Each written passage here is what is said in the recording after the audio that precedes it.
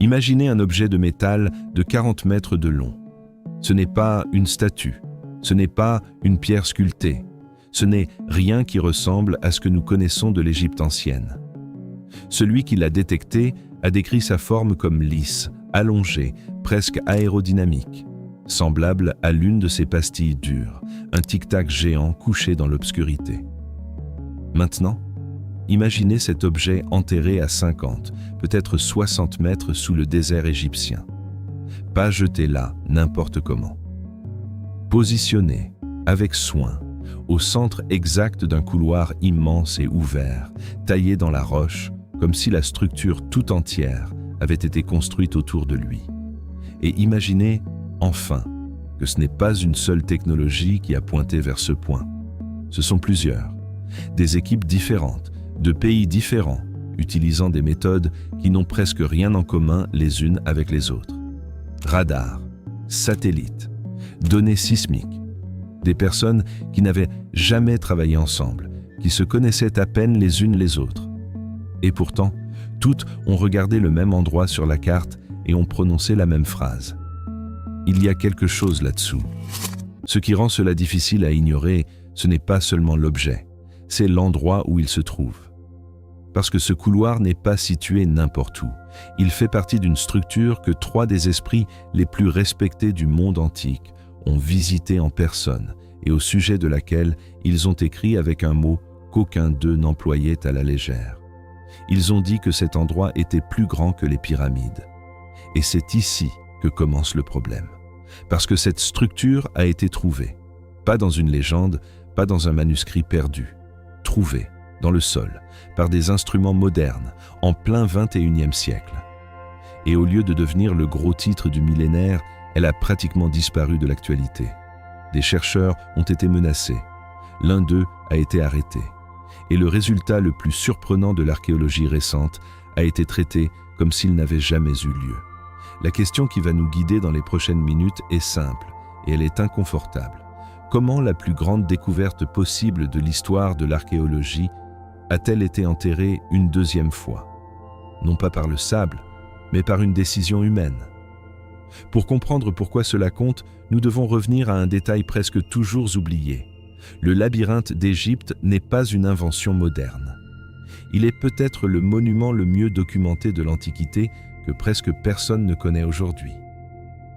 Quand nous entendons le mot labyrinthe, nous pensons à la Grèce, au Minotaure, à l'île de Crète, au fil que Thésée déroulait pour ne pas se perdre. Mais il y a un détail curieux dans cette histoire grecque.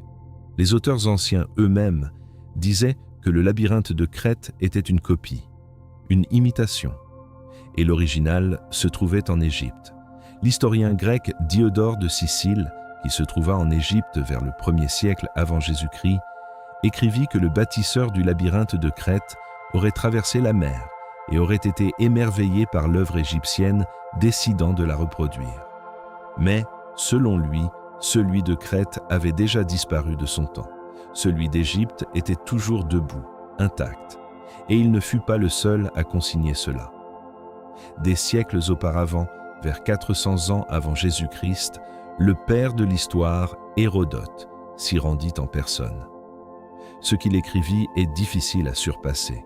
Il dit, en toutes lettres, qu'il avait vu le labyrinthe de ses propres yeux et qu'il était plus grand que les mots ne pouvaient le décrire.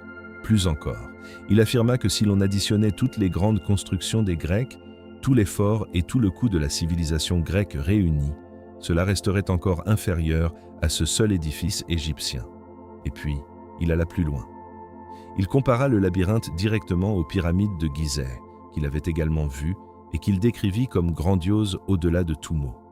Et malgré cela, il conclut que le labyrinthe surpassait les pyramides. Pensez un instant au poids de cette affirmation.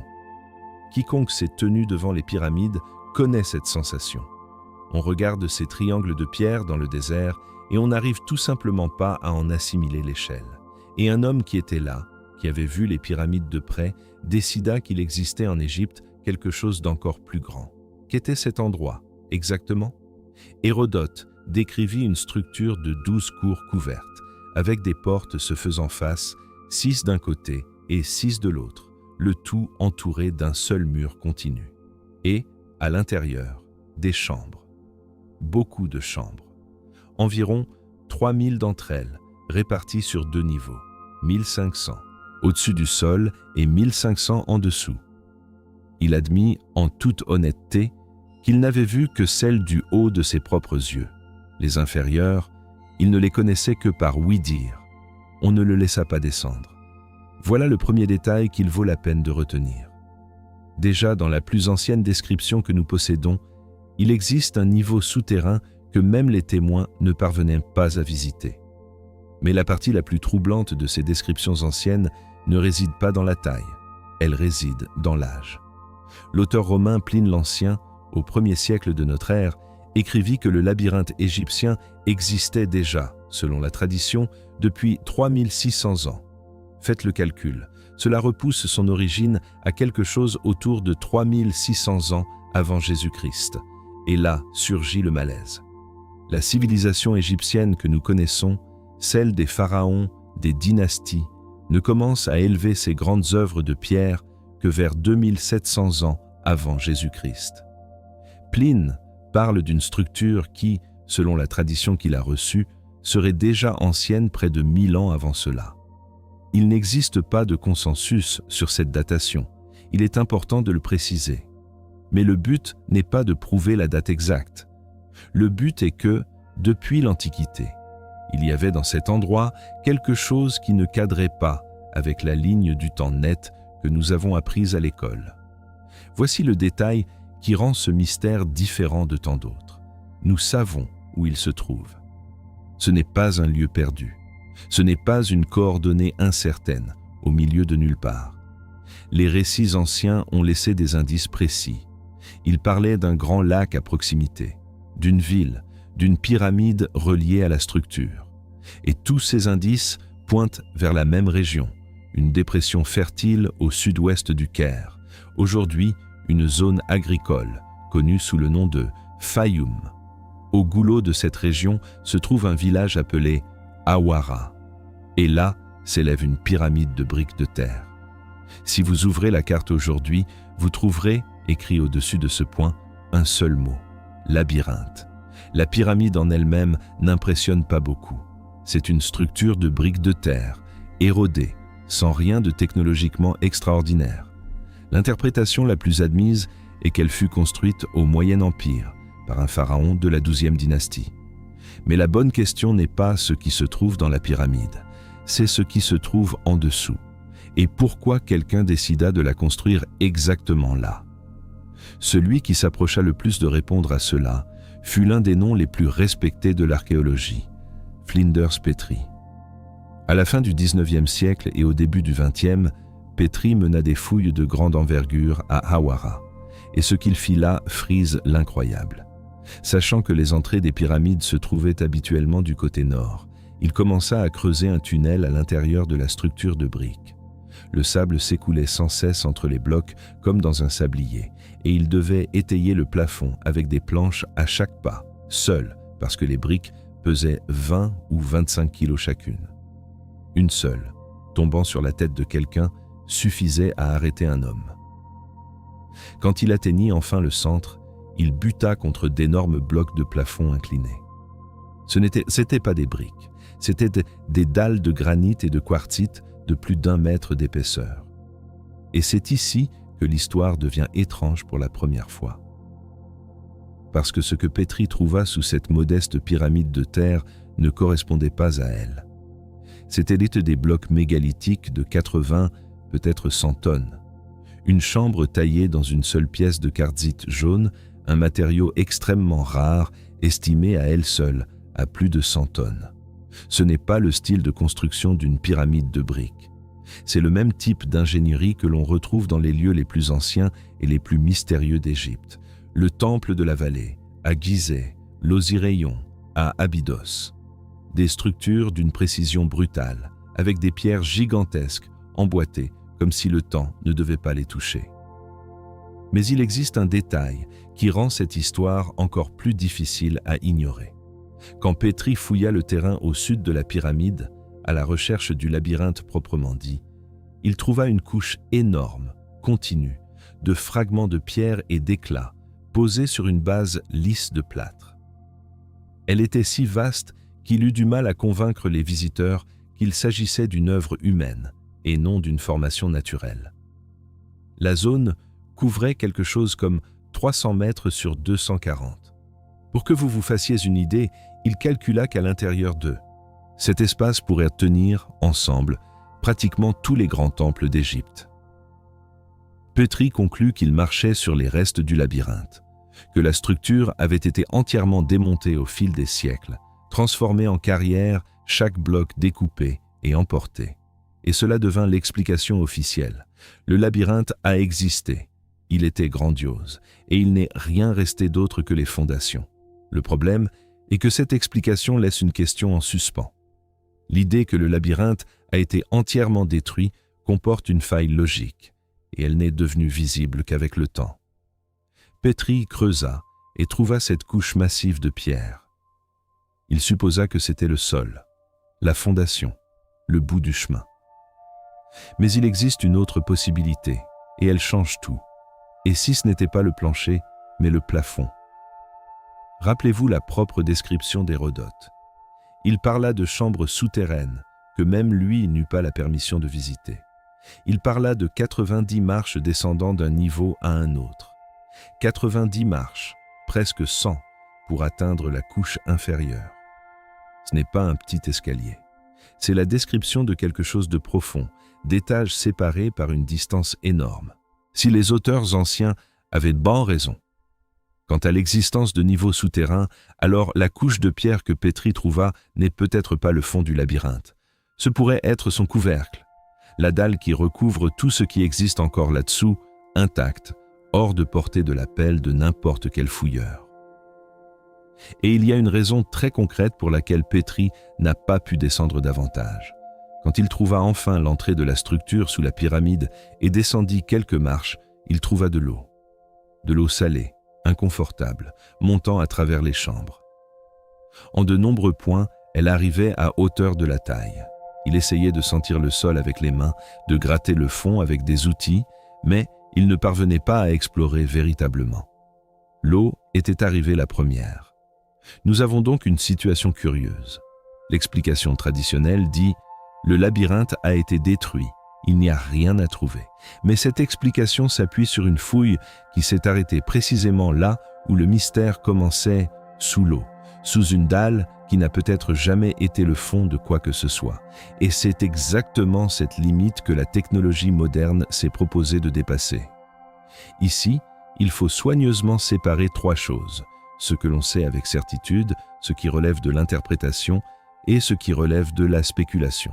Parce que, à partir de maintenant, elles vont se mélanger facilement et la crédibilité de cette histoire dépend du fait de les garder séparées. Commençons par ce que l'on sait avec le plus de certitude. En 2008, une expédition réunit le Conseil suprême des Antiquités d'Égypte, un institut national de recherche et une université européenne. Elle disposait d'une autorisation officielle pour scanner Hawara avec des technologies établies, radar à pénétration de sol, tomographie de résistivité électrique, levée géomagnétique et une technique appelée VLF, à très basse fréquence. Rien d'une boîte noire exotique, des méthodes connues, utilisées en archéologie dans le monde entier. Le résultat fut direct. Sous la couche superficielle où existent effectivement les restes d'une ancienne ville de briques de terre liées à l'activité de carrière, les instruments trouvèrent autre chose. À plusieurs mètres de profondeur surgit le dessin de murs verticaux, épais, connectés, formant des chambres presque fermées en nombre énorme, réparties sur une zone de plusieurs hectares. Une structure en grille, de taille gigantesque, faite d'un matériau très résistif, compatible avec le granit. La conclusion des chercheurs fut prudente, mais sans équivoque. Les récits des auteurs classiques étaient authentiques. Le labyrinthe n'avait pas été détruit. Une grande partie de lui était encore là, sous la surface de pierre que Petrie avait prise pour une fondation. Ils trouvèrent le labyrinthe. Et c'est ici que le mystère cesse d'être archéologique et devient humain. Parce que cette découverte, qui aurait dû faire le tour du monde, fut interrompue. Selon les membres mêmes de l'expédition, on leur demanda de cesser de divulguer les résultats. Il fut question de sanctions, de questions de sécurité nationale, de menaces qui s'étendraient même en dehors de l'Égypte. L'un des récits est encore plus grave.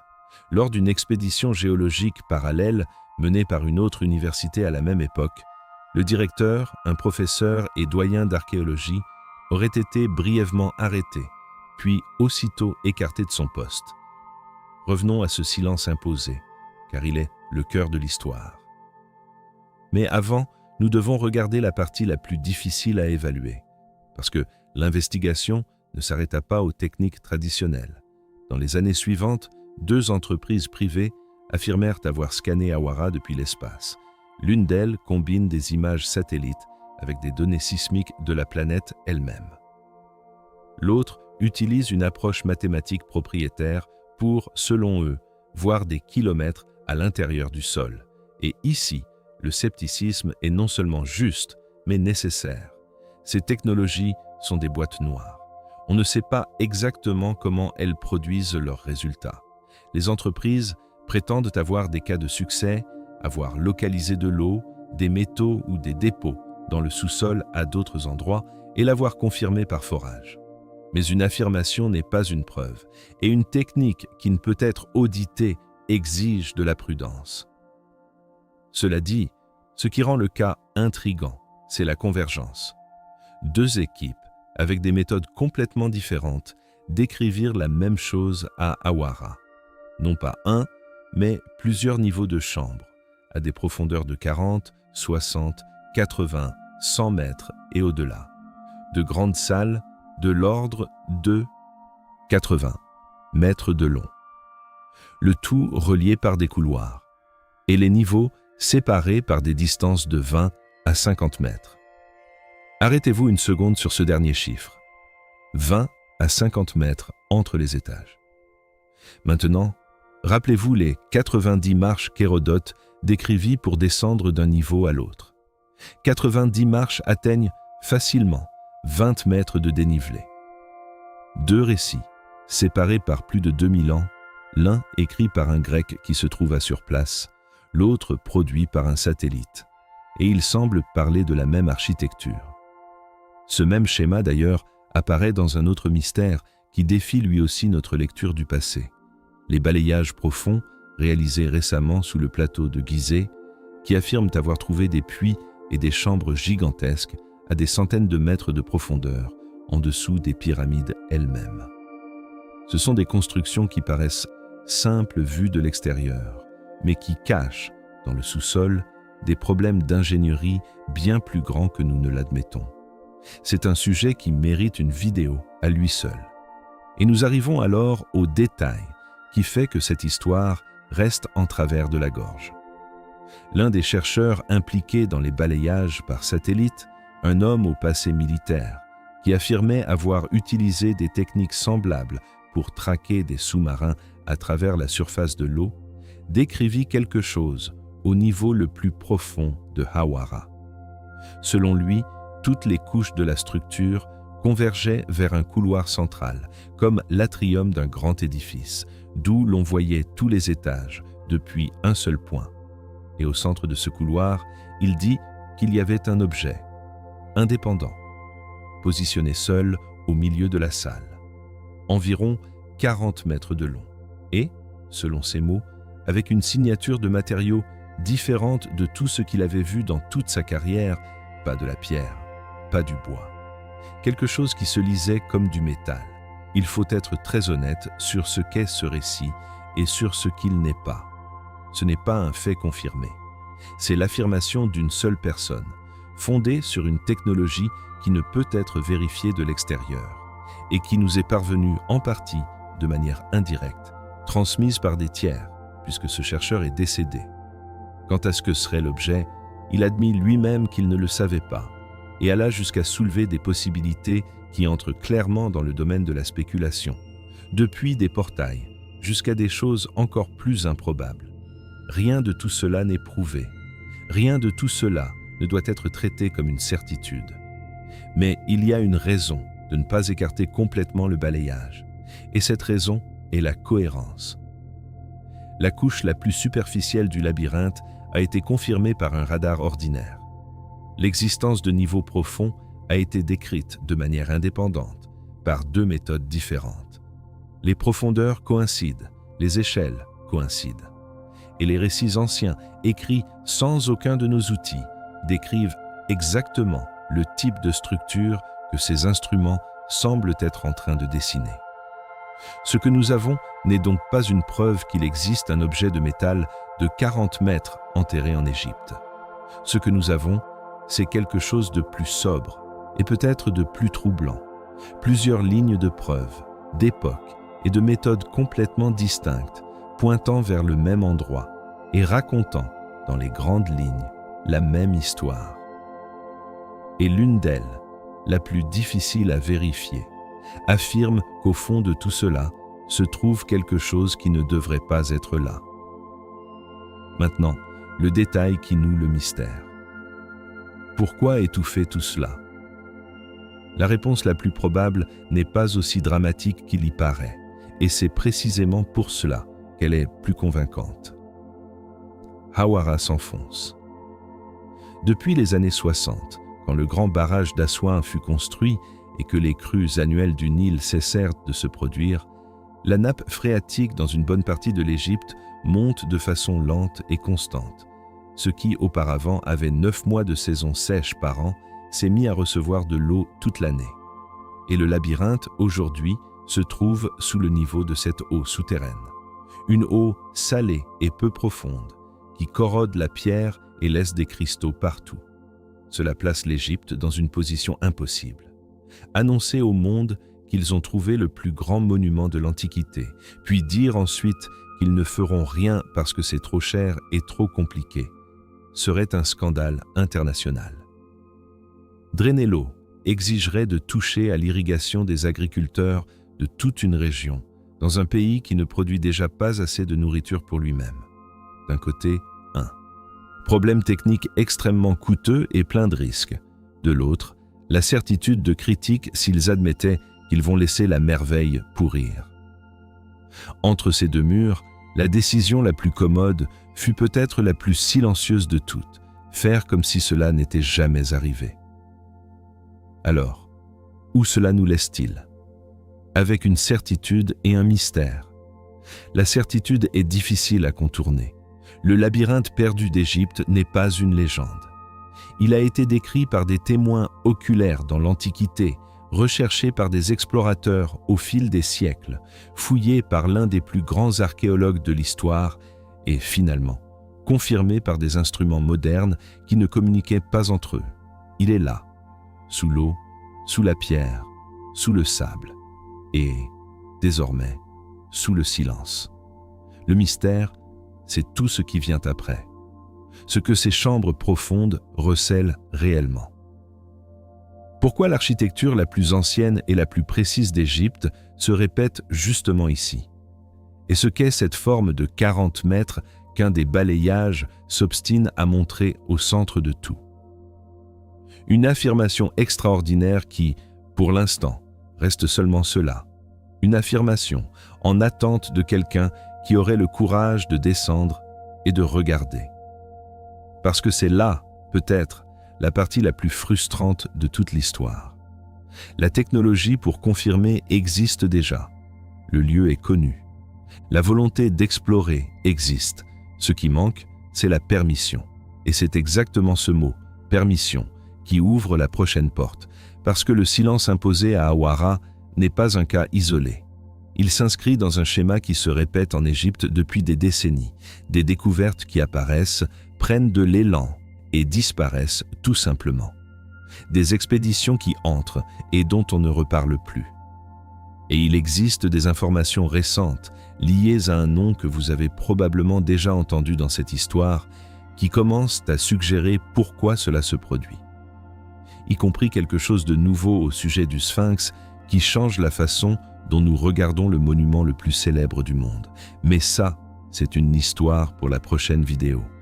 Et quand vous l'entendrez, vous comprendrez pourquoi le labyrinthe n'a peut-être été que le début.